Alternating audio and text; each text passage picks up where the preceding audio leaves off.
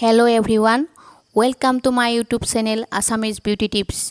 আজি মই আপোনালোকৰ ওচৰত এটা নতুন ভিডিও লৈ আহিছো। ভিডিওটো শেষলৈ চাব, তেতিয়া হলে আপোনালোকে বহুতো নজনা কথা জানিব পাৰিব। আপোনালোকলৈ এটা অনুৰোধ যাতে মোৰ চেনেলটো সাবস্ক্ৰাইব কৰে।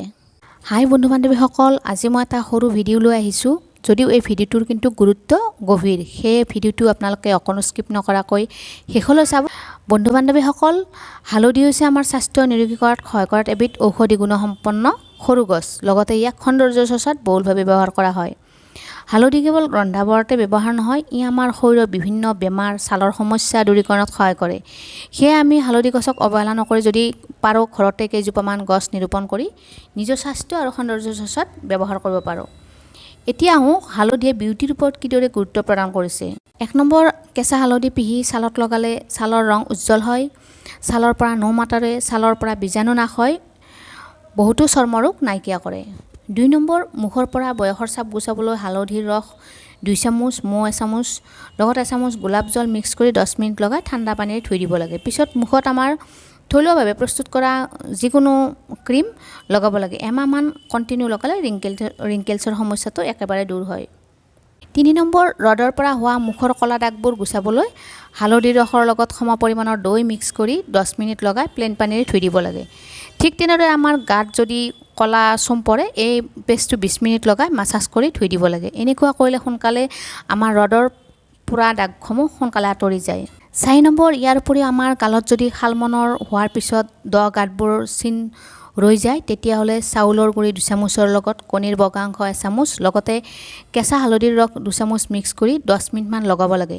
পিছত ধুই দিব লাগে। এমাহমান কৰিলে শালমনৰ এই গাঁতবোৰ নেদেখা হয় আৰু দেখাত ধুনীয়া হয়।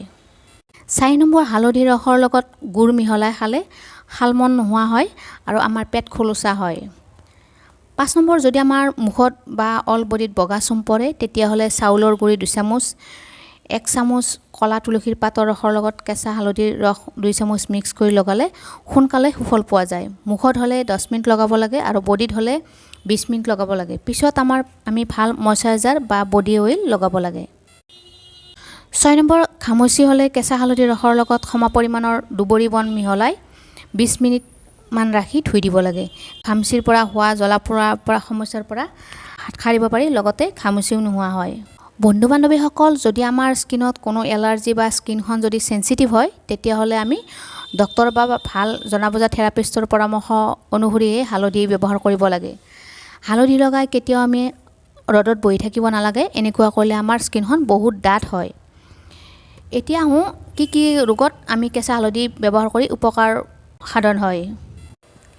1 নম্বৰ, হালধিয়ে আমাৰ ডায়েবেটিছ নিয়ন্ত্ৰণ কৰে, কৰ্কট ৰোগ প্ৰতিৰোধ কৰে, হৃদৰোগ নিয়ন্ত্ৰণ কৰে, লিভাৰ সুস্থ কৰি ৰাখে, কলেষ্ট্ৰল হোৱাত বাধা জন্মায়। যদি ৰাতিপুৱা আমি খালী পেটত গাখীৰৰ লগত আধা কাপ কেঁচা হালধিৰ ৰস মিহলাই সেৱন কৰোঁ, তেতিয়াহ'লে আমাৰ ৰক্ত পৰিস্ফুট হয়, কাহ বা কফৰ সমস্যা নোহোৱা হয়। কেঁচা হালধিৰ ৰস সেৱনে স্মৃতিশক্তি বৃদ্ধি কৰে, অতিৰিক্ত চৰ্বি কমায়। দেহৰ কোনো অংশত পুৰিলে বা বিষালে কেঁচা হালধিৰ ৰস বটি লৈ তৎক্ষণাত দিলে আৰাম পোৱা যায়। গেষ্ট্ৰিক ভাল কৰে কেঁচা হালধিয়ে।